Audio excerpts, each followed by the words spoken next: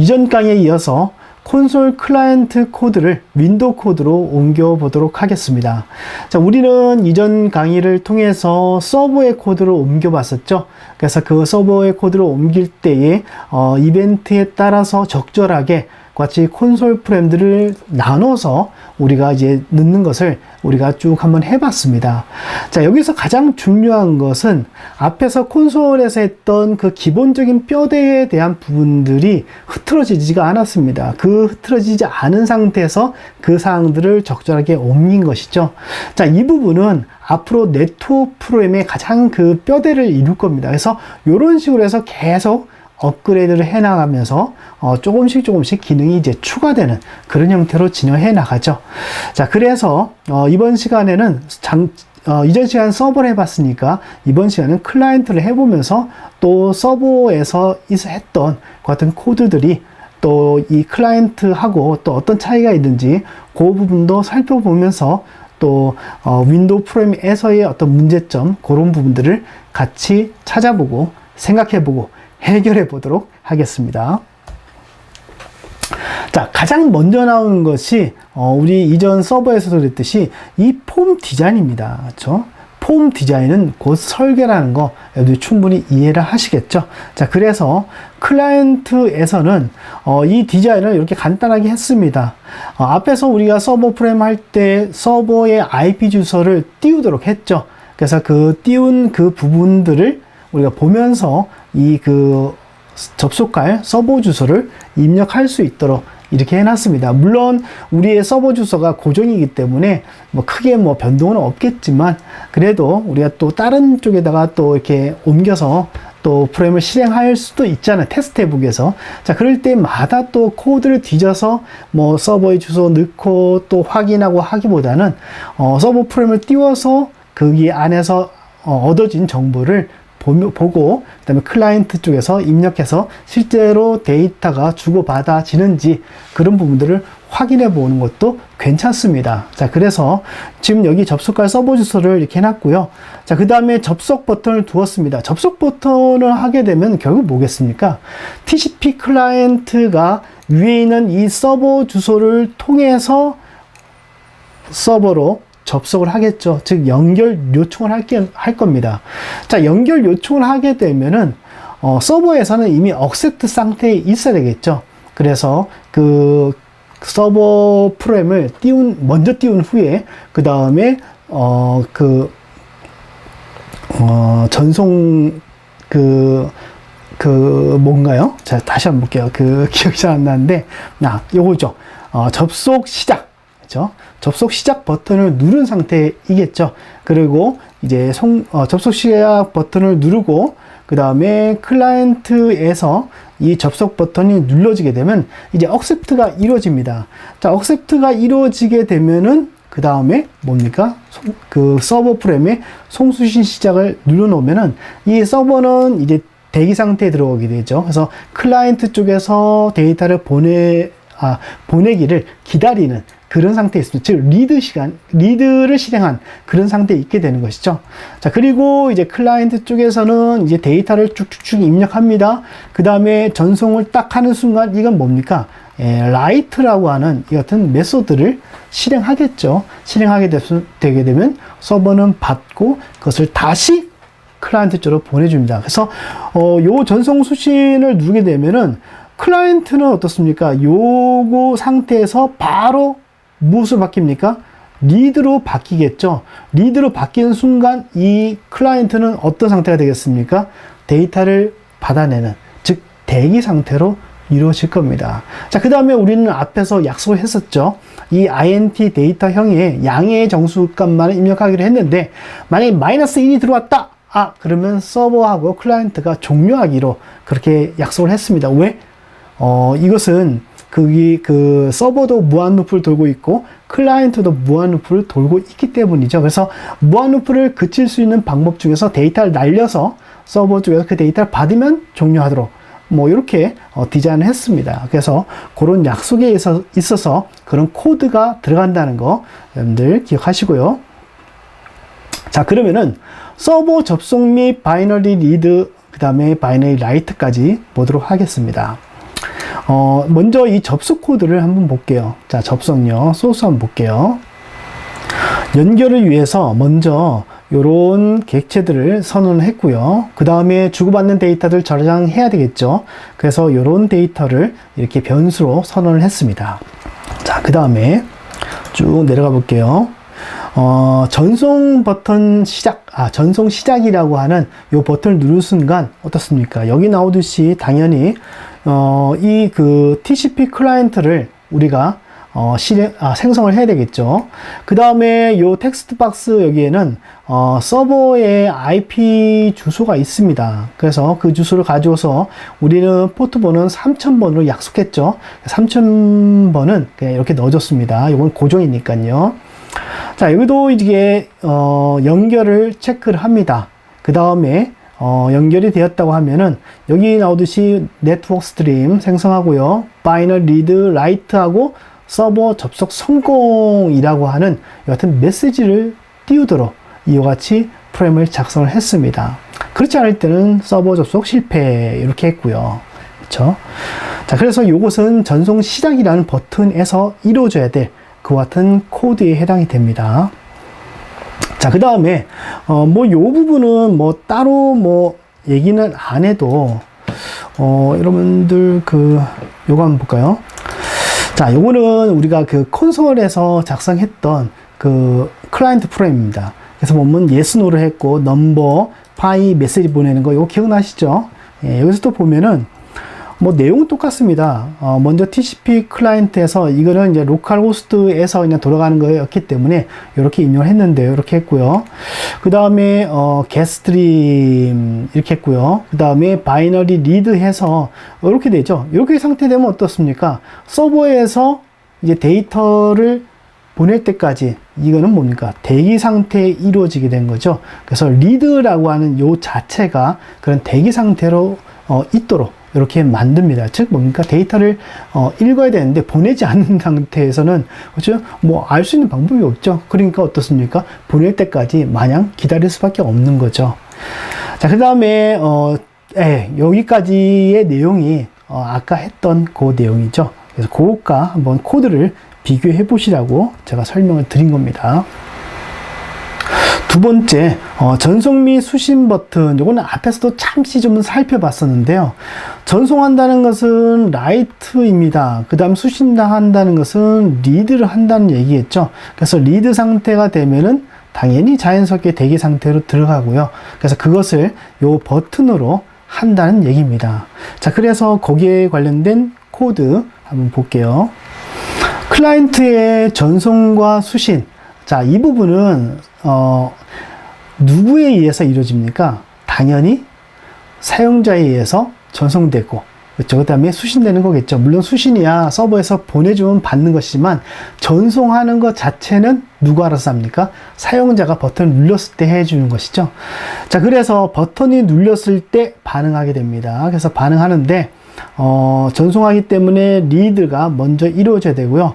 그 다음에 각각의 텍스트 박스에 있는 부분들을 여기 파스라고 하는 메서드를 이용해서 이런 식으로 해서 변환해서 각각의 데이터형으로 이렇게 보내줬습니다.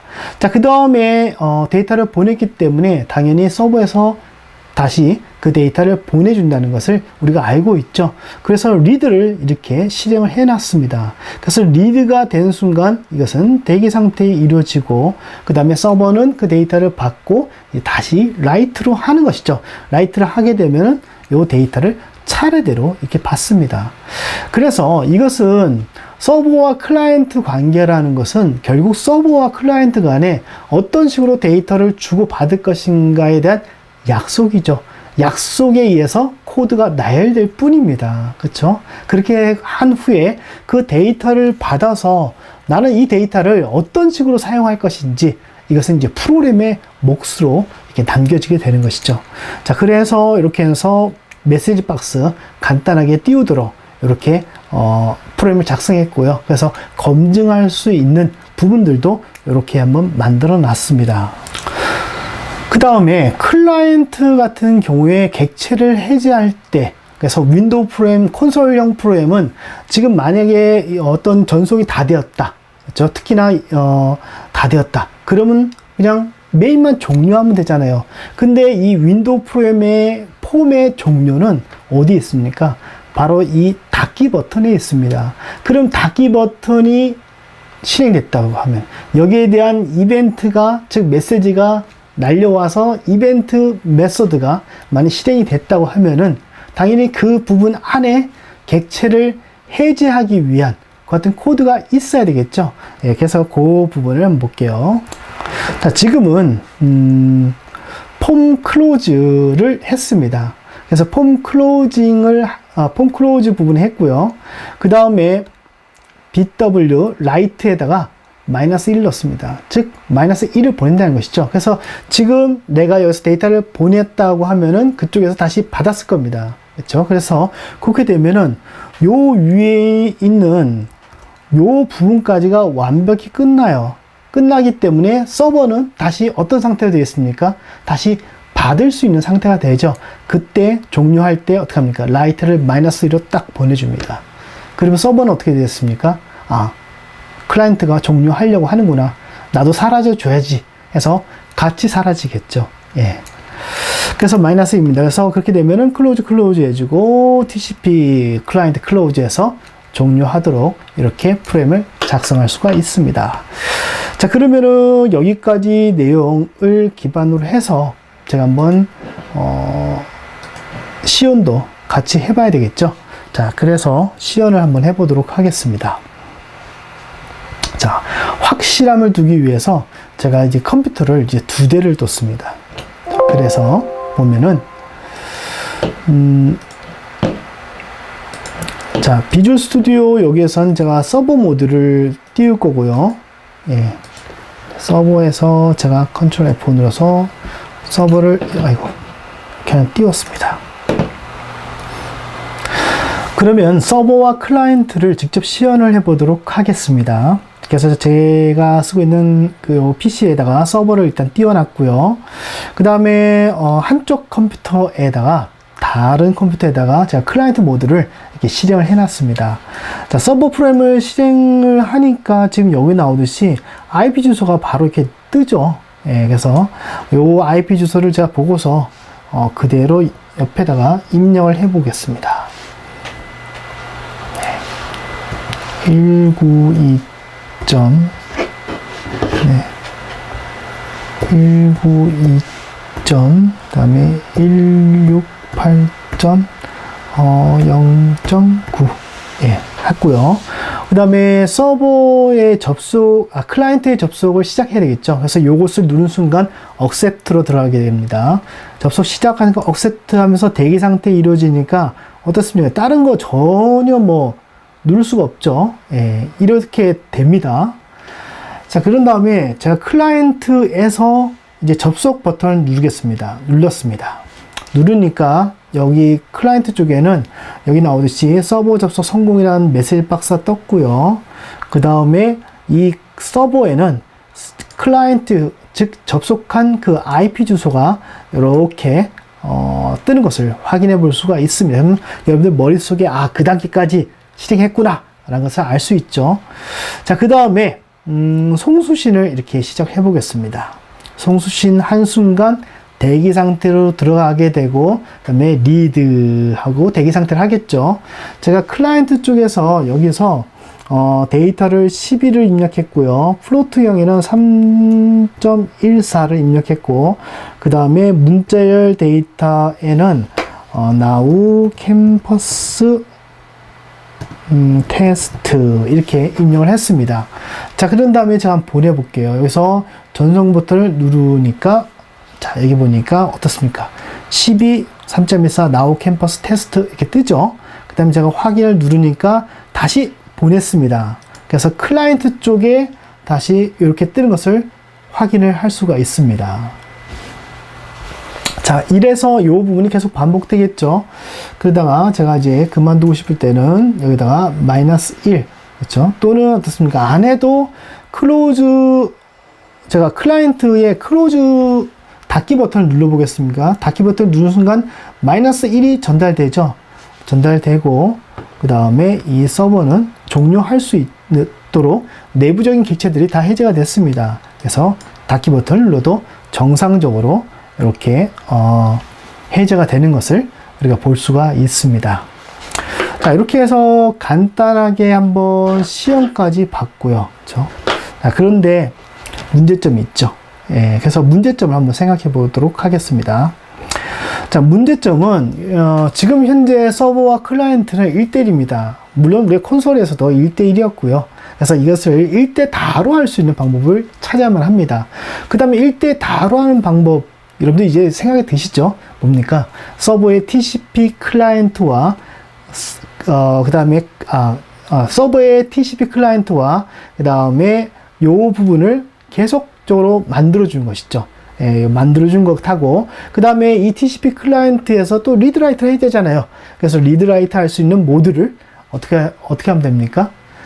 클라이언트가 연결을 요청하고 서버에서 수락한 개수만큼 늘려줘야 되겠죠. 늘려주고 어떻게 됩니까? 계속 반복을 시켜줘야만 합니다. 그래서 지금 현재 1대1 접속이라고 하는 부분들을 우리가 고칠 수 있는 방법은 지금 여기 나오듯이 accept to client라고 하는 대기 부분, 이 부분을 어떻습니까? 무한 반복이 될 수 있도록, 그렇죠? 우리가 어떤 코드에 의해서 계속 별개로, 즉 우리가 폼하고의 이벤트하고는 별개로 계속적으로 돌아갈 수 있도록 해줘야 되겠죠. 그래서 이벤트 처리도 되고, 그 다음에 지금 하는 요 무한 반복도 같이 되고요. 그 다음에 만들어진 그 TCP 클라이언트는 또 그 자체적으로 어떻습니까? 연결되어 있기 때문에 주거니 받거니 주거니 받거니 요걸 해야 됩니다. 그래서 그 주거니 받거니 하는 그 부분을 또 어떻게 됩니까? 무한루프로 돌려줘야 되겠죠. 이제 언제까지? -1이 입력될 때까지. 그래서 무한루프로 돌려줘야 되겠죠. 그래서 그 부분을 하기 위한 방법이 없을까라는 얘기입니다. 그래서 그런 부분들은 이제 앞에서 간단하게 첨서두에서 한번 말씀을 드렸는데요. 그래서 이런 부분들은 전부 다 무엇으로 해결이 가능하다? 바로 스레드라고 하는 부분으로 이 부분들을 해결해 나갈 겁니다. 그러기 전에 우리가 그 콘솔 형태의 그런 뼈대들, 그 뼈대들을 윈도우 폼에 적재적소에 쓸 수 있느냐, 그 다음에 그와 같은 콘솔형으로 되어 있는 프로그램을 이제 윈도우 폼으로 이제 옮기는데 이제 무리가 없느냐, 이 부분에 대해서 연습을 해본 그 내용이 바로 본 3강의 내용이라 볼 수 있습니다. 그래서 물론 바로 스레드 넘어가도 무한하지만 한 번 정도 이렇게 거치고 넘어가면은 좀 더 여러분들이 스레드를 할 때 거기에서는 스레드만 알면 되잖아요. 나머지 들을 필요 없죠. 이미 다 들었으니까. 그래서 스레드에만 집중해서 들어서 그 부분을 현재 윈도우 폼 안에다가 이제 넣어서 1대1의 프로그램이 아닌 1대4의 프로그램으로 만드는 것이 이제 다음 강의에서 우리가 해야 될 것 같은 내용 중에 하나입니다. 자, 그러면은 다음 강의 여러분들 기대해 주시고요. 3강 콘솔 코드를 윈도우 코드로 변환하는 그 강의의 내용은 여기서 마치도록 하겠습니다.